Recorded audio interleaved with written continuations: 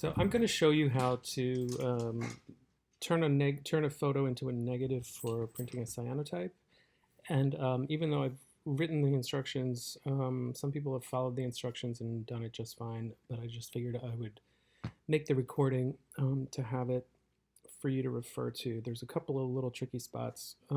First, you should open Photoshop, which is at the bottom of your screen. It's the initials PS, and yours looks a little different than mine. Mine's a little newer, and we will be getting the newer version soon. So when you open it, you won't see this screen, but you will see a toolbar here, and you should see layers over here. If you don't see layers or the toolbar, you can go up to the window and bring up the layers and the tools down here. So first thing you want to do is bring in an image, and you'll go to File, Open, you'll navigate to the image, and you'll open it. So these instructions show you how to do the negative from a color photo.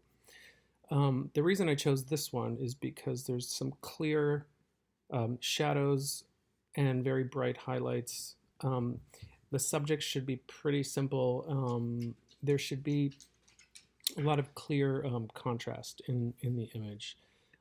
You'll get a sense of how that works when you actually print the cyanotype. So I chose this because there's a lot of sharp, clear, bright areas and some dark, black areas, and not a lot of stuff in between. Not a lot of other things besides flowers and leaves. So the first thing is to go to Image, Adjust, Desaturate to turn it black and white. So you go to Image, Adjustments, Image, Adjustments, and Desaturate.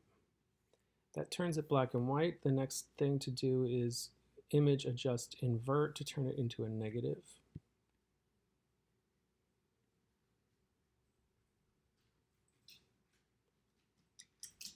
I'm having trouble seeing that. Okay. So now you see that the white areas are the white areas in the photo, the original, are now black, and the black areas are white. Using the image adjustments, you go to the levels and adjust the output to 24 to 200. So let's see, image adjustments, levels, In here where it says output, you want to, from 0 to 255 it is right now, but you want to make it about 24 to about 200.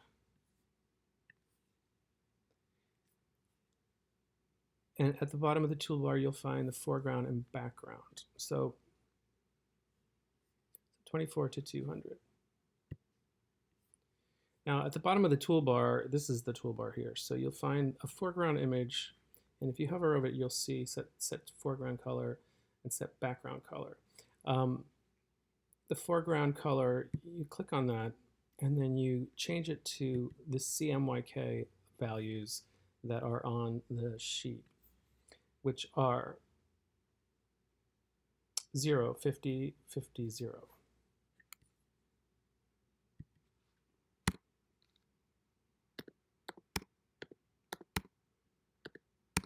Which creates this sort of peachy color.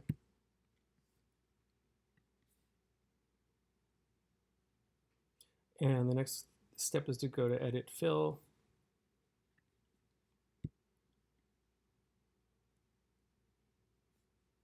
And this box comes up.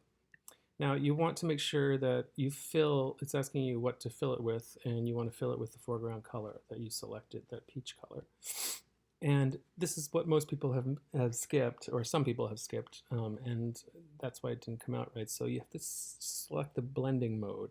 The blending mode is all the way at the bottom here, set it to color. And then it will fill that area with color. The reason that you do this is because it blocks out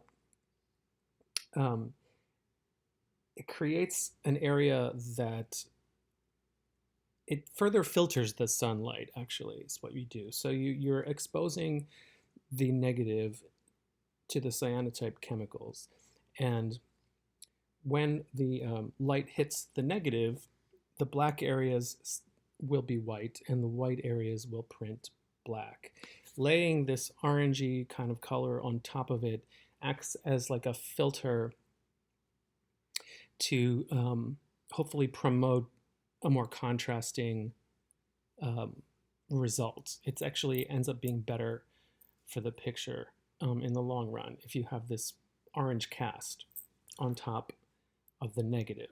It won't come out orange in the end. It'll come out blue because it's cyanotype, but that's why we add this color.